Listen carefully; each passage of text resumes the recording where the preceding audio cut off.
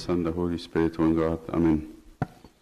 The first Sunday after the feast, we have the story of King Herod killing the innocent children of Bethlehem. He went and sent soldiers, and he decided to kill from a day old to 2 years. Why 2 years? It's written because this is the time the Magi, the wise men, told him they saw the star. So he calculated it in his mind. If they saw the star within the last 2 years, then the boy was born within the last 2 years. Why would you kill innocent babies? These are the most beautiful age, from 1 day to 2 years. How can they be an enemy to a king? There is something very wrong with this. How can a child be an enemy to a king? It's not a mystery. They were inconvenient. They were a possibility of him losing his dynasty. He wanted his children to be on the throne. And between me and you, he didn't care. He didn't care about his children. We know from history, Herod killed his sons, at least 2 of them, and he killed his wife. So who did he care about? Himself. He thought he's going to live forever. He thought he's going to do and be a king forever. Guess what? Historians now debate whether king was there, part of their fight against the Bible, was there when Jesus was born or not. He died actually before 1 AD. We know now that Jesus was born maybe before Christ, 4 years before Christ. That's the calculation, the new calculation, because they think with all the historical things, it doesn't bother us because this AD business, this calendar business, was calculated in medieval times by Catholic monks who said, we will set the calendar at 1 AD at this year. So revising everything, it seems like Jesus was born 4 BC. I want to talk today about this idea of killing babies. This is important. Maybe you all here are servants. You all here belong to God. But you have to be clear, and our children has to be clear, and we have to teach them too. Why did the king kill a baby? This is not the first one, by the way, in the Bible. There are 2 incidents of infanticide in the Old Testament that's very, very similar. Very similar. The first one is Pharaoh of Egypt when they had Israel becoming many. He was afraid that the boys, now it's the same thing. Herod went and killed only the boys, not the girls. The boys of Israel will be the fighters. And Pharaoh was afraid that this group of people who came invited here and are guests are going to multiply and be a big group, and their men will join the enemies and take over Egypt. They couldn't afford that. Egypt was the empire, was the biggest country in the world. And whoever rules Egypt rules the world. So they could not imagine an Israelite being the master of the world. Couldn't imagine it. So he ordered all the babies, boy babies, to be no blood, we'll offer them to the Nile. The Nile was the god. We'll just throw them in the Nile and get rid of them. The Bible actually, in the book of Exodus, chapter 1, does something exceptional. The Bible does something exceptional in this. The Holy Spirit says, I want the names of the 2 midwives. The 2 midwives. You read this and it's very interesting because all the people who read it were amazed. Why the names of 2 women, although the Bible doesn't write names of women frequently, except maybe Sarah, Rebecca, Rachel, and Leah, those are the mothers. But when you go to chapter 1 in Exodus, the king gets those 2 midwives. Midwives are not doctors, they are helpers when women are going to give birth. They go help them, help them deliver. So it is very interesting that the Bible said, then the king of Egypt spoke to the Hebrew midwives, of whom the name of one, he just gave you two names of them, they were the most famous, was Shiphrah, and the name of the other, Puah. Why? Why would you mention this? Like, we don't have that many names in the Bible of women. Why you mention those two? Because what did they do here? He told them, the king told them, when you do the duties of the midwife for the Hebrew women, they were Hebrew themselves, they were Israelites, and see them on the birth stools, if it is a son, then you shall kill him. But if it is a daughter, then she shall live. But the midwives feared God, and did not do as the king of Egypt commanded them, but saved the male children alive.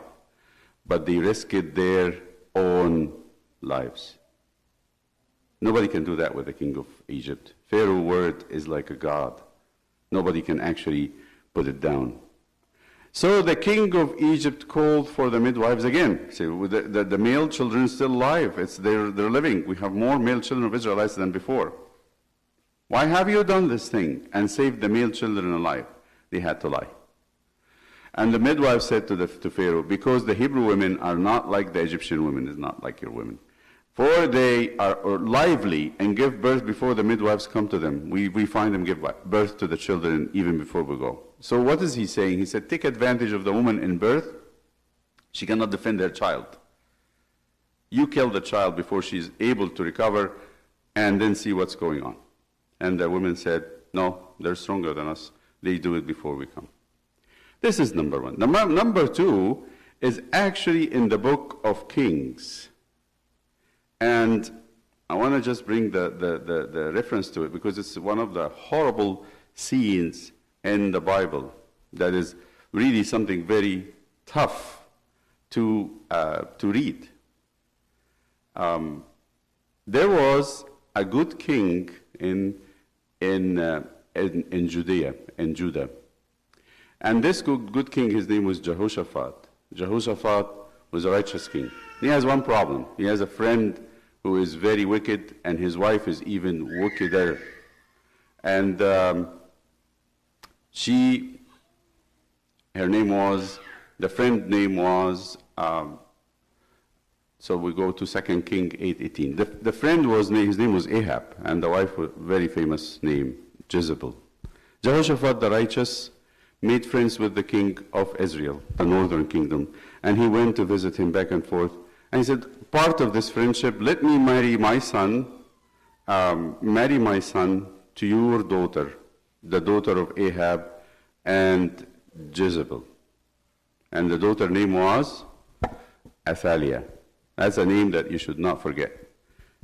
She's one of the wickedest figures in the book, in the Bible.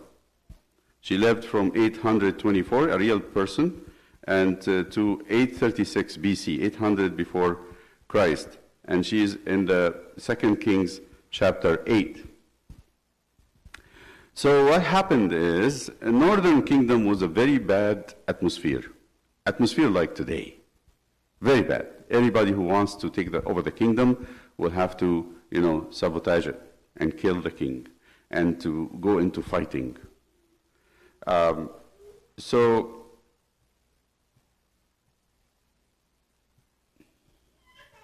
I'm just trying to see, where is that?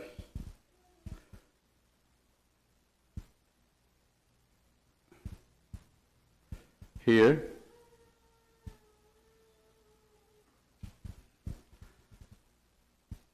So he married the daughter of Jezebel, and they got a son. His name was Ahaziah. So the Yehoram is the son of Jehoshaphat, the righteous king, and the grandchild, or the grandchild of Jezebel is Ahaziah.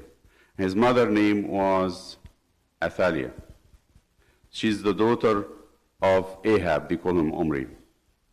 But what I want to say is, when he went to visit her son went to visit Israel again, he was assassinated. He was killed.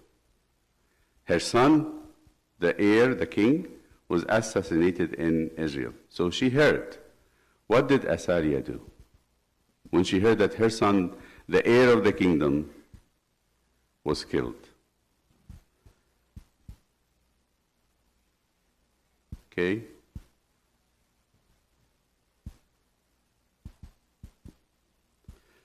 Trying to find what happened after that. What did she do? Let me just tell you.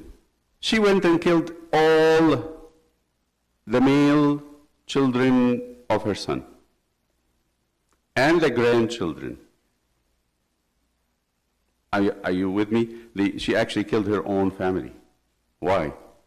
All the male boys who are still young, because her son was young. She killed like 3 years old, 2 years old, 5 years old. She went and ordered killing all of them. It's a massacre. The aunt heard of it. The aunt was Jehoshaphat. Jehoshaphat was a good woman. She's from another mother. And the aunt heard that Athaliah is going around and killing all the boys. She took one boy that was left. He was 2 years old, maybe 1.5. His name was Joash. And hid him with her. She was the wife of the high priest. Hid him in the temple from this wicked king, wicked queen. She wanted to have the queen, to be a queen. So why did she kill all the males? It's very simple, because she wanted to have the kingdom. That's it. All these boys will take the kingdom from her. So they are not needed. We need to get rid of them. And that's exactly the same thing. You know, you're talking about history. This is history. And it is disgusting. I'm going to tell you about stories that happened today. It's even more disgusting. 1997. We're not talking about, last century, yes. But it's like, what is it, 18 years ago? An 18-year-old girl, pregnant teen, who was at the prom in a nightclub with the school, teachers with them, everybody's with them. And then all of a sudden she felt the water is gushing out. She's in labor. She goes to the bathroom. She have a boy, a baby boy. She dumps him in the trash. She goes and cleans herself and goes back to the dancing and eat her salad. The teacher asks, "Are you okay?" She said, "No, I just have a heavy period." They went into the bathroom. The bathroom was bathed in blood. And they start cleaning. The nurse was cleaning, and then she was putting the towels in the trash. She felt the trash is a little heavy. Oh, she found the baby in the trash. Then they got the medics and the paramedics. They spent 2 hours to resuscitate the boy. Couldn't get him back. So you're thinking this is old news, and Abuna, you're talking to us about history. Why is the baby disposed of? Why? Not because he's going to take a kingdom from the girl. That he's going to interrupt her night, the fun, the prom. She cannot afford that. Babies who are human beings are inconvenient. They are inconvenient. The Catholic Pope, Pope John Paul II, named the culture that we live in today the culture of death. Why the culture of death? It says, we promote death. And we give it, but we call it euphemic names, beautiful names. Choice. We give it, we are pro-choice. It's crazy. When your choice involves the life of a human being, do I have a choice?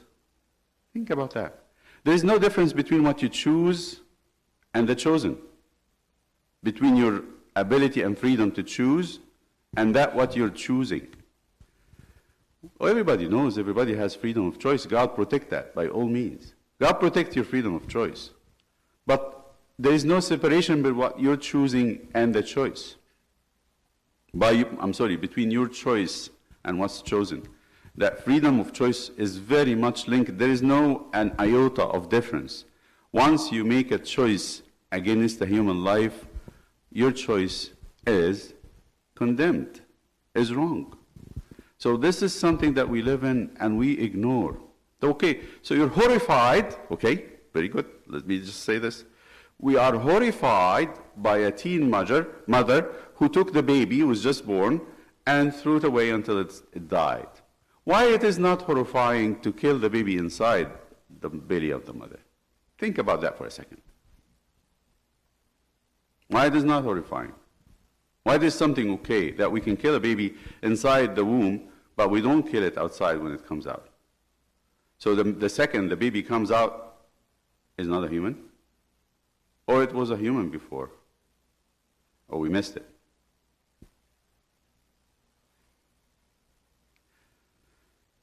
They say this. They say the pilot who went and bombed Hiroshima and Nagasaki was okay. And America here was celebrating the World War II is ended. No more Pearl Harbor. No more what do you call it? The kamikaze.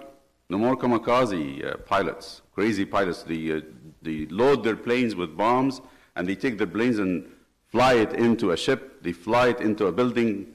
That's what the Japanese used to do. They do the kamikaze. So they said the World War II ended, finished. But they said when the pilot started seeing the images started coming back from the bombing that he did. He couldn't tolerate it because he saw what he did. He saw the horrific results of his one button that he pushed. And then he went into a mental institution, and he died in a mental institution. He couldn't take it. He couldn't live with it.